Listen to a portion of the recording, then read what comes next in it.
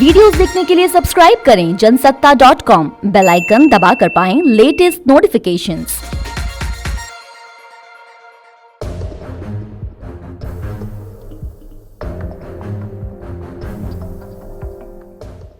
नमस्कार, जनसत्ता में आपका स्वागत है। मिशन 2022 जिसे फतेह करने के लिए अखिलेश यादव ने जान झोंक दी है।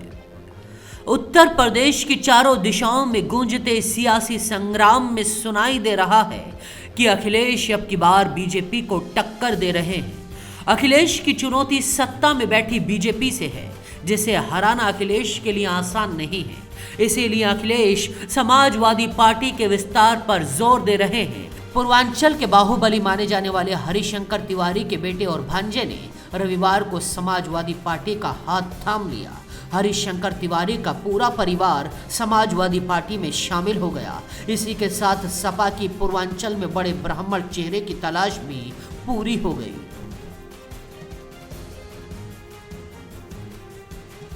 हरिशंकर एक समय में अपराध की दुनिया का बड़ा नाम रहे हैं।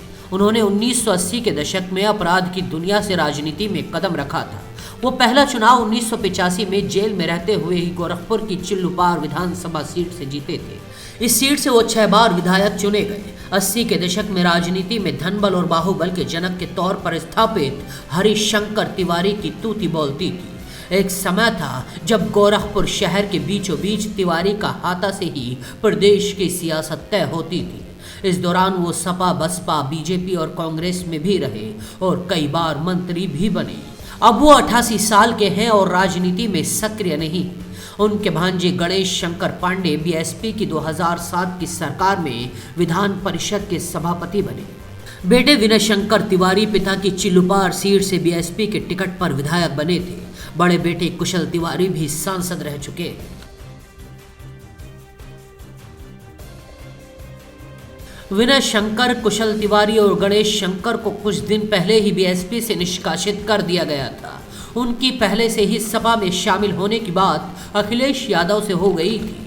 इसी वजह से बीएसपी ने यह कार्रवाई की थी। सपा के पास पूर्व मंत्री ब्रह्मशंकर त्रिपाठी ही ब्राह्मण चेहरा है।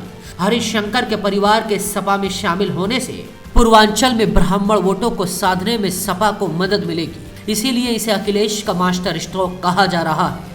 लेकिन बीजेपी ने अखिलेश पर निशाना साधा है।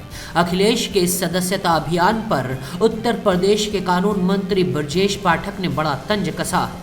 कैबिनेट मंत्री ने कहा है कि रिकॉग्नाइज्ड क्रिमिनल को अपने खेमे में जोड़ने वाली समाजवादी पार्टी को अपना नाम बदलकर माफीवादी पार्टी कर लेना चाहिए। अखिलेश इन सभी हमलों को अनसुना कर रहे हैं और हरिशंकर तिवारी के परिवार का सपा में शामिल होने को बड़ा सियासी फायदा मान रहे हैं।